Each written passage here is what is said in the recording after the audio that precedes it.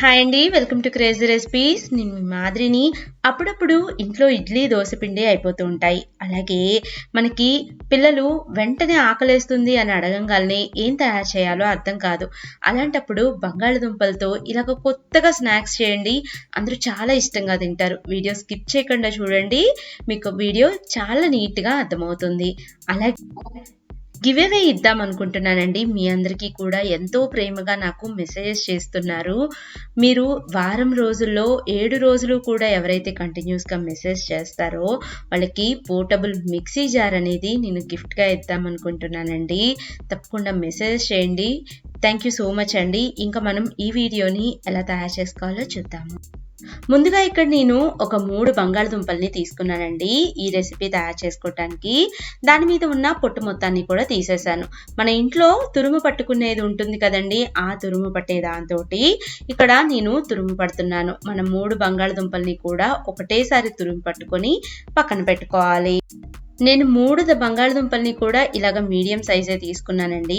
మొత్తం కూడా ఒకటేసారి ఇలాగ తురుము పట్టుకోవాలి. చూడండి, మనకి బంగాళదుంపలో ఎప్పుడైనా కూడా పిండి పదార్థం అనేది అధికంగా ఉంటుంది.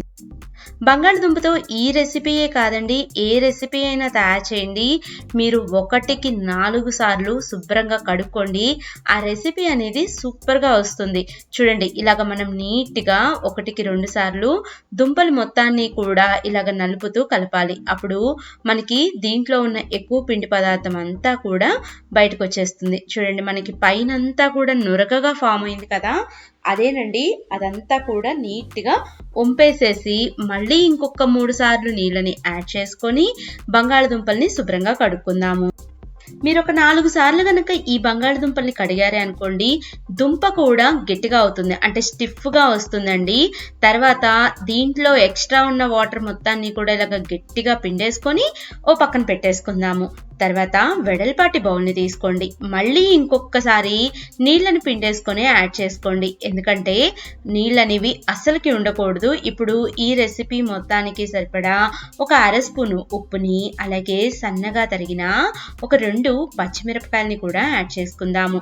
అలాగే 1 స్పూను అల్లం పొడిని కూడా వేసుకుందాము. మీ దగ్గర అల్లం వెల్లుల్లి పొడి లేకపోతే అల్లం వెల్లుల్లి పేస్ట్ వేసుకోండి. అలాగే 1 స్పూను వెల్లుల్లి పౌడర్ని కూడా వేసుకుందాము. ఇప్పుడు 4 స్పూన్లు మైదా పిండిని యాడ్ చేసుకోవాలండి.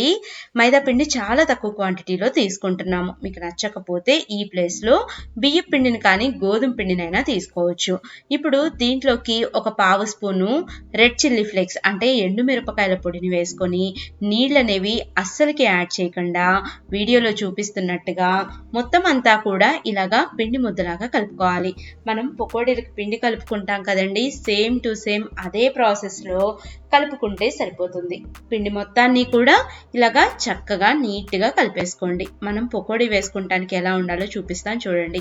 ఇలాగ కొంచెం కొంచెంగా తీసుకోండి. వేడిగా కాగే నూనెలోకి మనం ఈ పకోడీలు అనేవి డ్రాప్ చేసుకోవాలి. నూనె కూడా బాగా వేడిగా ఉండాలండి, ఈ పాయింట్ కూడా గుర్తుపెట్టుకోండి.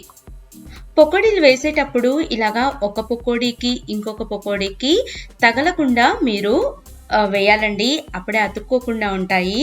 ఒకేసారి ఎక్కువగా కూడా వేసుకోవద్దు. వేసుకుంటే మీకు మొత్తం అన్నీ కూడా అంటుకునే ఛాన్సెస్ ఉంటాయి. అలాగే వెంటనే మాడిపోతాయి కూడా. ఇవి ఫ్రై అవ్వటానికి కూడా మనకి ఎంతో టైం పట్టదండి, వెంటనే ఫ్రై అయిపోతాయి. ఇలాగ వేసిన వెంటనే మీరు కదిలించమాకండి. కదిలించకుండా ఒక 2 నిమిషాల పాటు వదిలేసేయండి. అప్పుడు మనకి అన్నీ కూడా లైట్గా ఫ్రై అయిపోతాయి. చూడండి, ఇప్పుడు మనం కొంచెం పకోడీలే వేసుకున్నాం కాబట్టి ఒకదానికి ఒకటి టచ్ అవ్వలేదు, అలాగే దేనికది నీట్గా ఫ్రై అవుతుంది.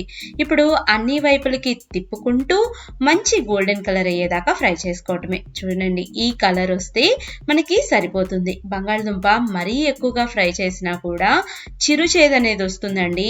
ఇలాగా మీడియంగా ఫ్రై చేసుకోండి, సరిపోతుంది.